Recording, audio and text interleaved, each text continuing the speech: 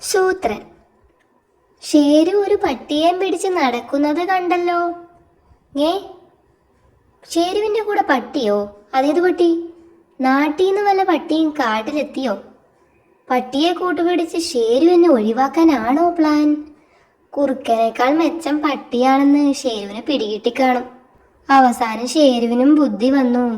Show, ഒരു കടുവ കൂട്ടിനുള്ളത് ഗമയായിരുന്നു, അത് പോയി കിട്ടി. സൂത്ര, താൻ പട്ടിയെ കണ്ടിട്ടുണ്ടോ? ആഹാ, അപ്പൊ കേട്ടതൊക്കെ സത്യമാ. ദാ നിൽക്കുന്നു, കരടിച്ചേട്ട സംഘടിപ്പിച്ച് തന്നതാ. കണ്ടാലൊരു ഗമയൊക്കെ ഉണ്ട് അല്ലേ സൂത്ര? എന്താ സൂത്ര, മുഖത്തൊരു വിഷമം? എന്നാൽ തനിക്കെന്നോടൊരു വാക്ക് പറയാമായിരുന്നു.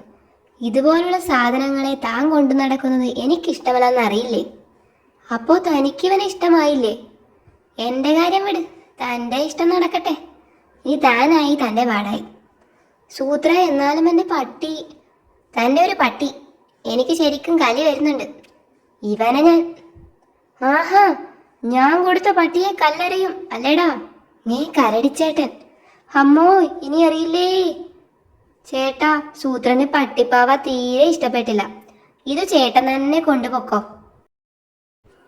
വഴി കിടന്ന് കിട്ടിയതാ, നല്ല ഉറപ്പാ. ഇതുകൊണ്ട് എലിയെ പിടിക്കാം. ചീ, എലിയെ തിന്നതൊക്കെ പരമ ബോറാ. പൂച്ചയ്ക്ക് തിന്നാമെങ്കിൽ കടുവയ്ക്കും തിന്നാം. എനിക്ക് വേണ്ട, ആനയെ തിന്ന് വളർന്നവനാ ഞാൻ. എന്നാ താൻ പോയി ആനയെ പിടി. എന്നെ പിടിച്ചോന്നും പറഞ്ഞ് ആന ഇപ്പം വരും, കാത്തിരുന്നോ. ക്ലീൻ. സൂത്ര, ഇതുകൊണ്ടെങ്ങനെ എലിയെ പിടിക്കുന്നത്? ഹിഹി, അപ്പോൾ തനിക്ക് അറിയണമെന്നുണ്ട്. കിഴങ്ങു തിന്നു എലി പാത്രത്തിലെ വെള്ളത്തിൽ വീഴും, പിന്നെ തിരിച്ചു കയറാൻ പറ്റില്ല. അല്ലെങ്കിലും താനെന്തിനാ ഇതൊക്കെ അറിയുന്നത്? താൻ പോയി ആനക്കുഴി കുഴിക്ക്. സൂത്ര, സൂത്ര, ആനക്കുഴിയിൽ വീണു. എടാ ഭയങ്കര. ഹിഹി, കിട്ടുന്ന എലിയെ മുഴുവൻ തന്നേക്കാം, താൻ ആനയുടെ പകുതി തന്നാ മതി. പക്ഷേ വാ, ആനയെ ശാസ്ത്രീയമായി തിന്നുന്നത് കാണിച്ചു തരാം. നില്ല് സൂത്ര, ഒരു കുഴപ്പമുണ്ട്.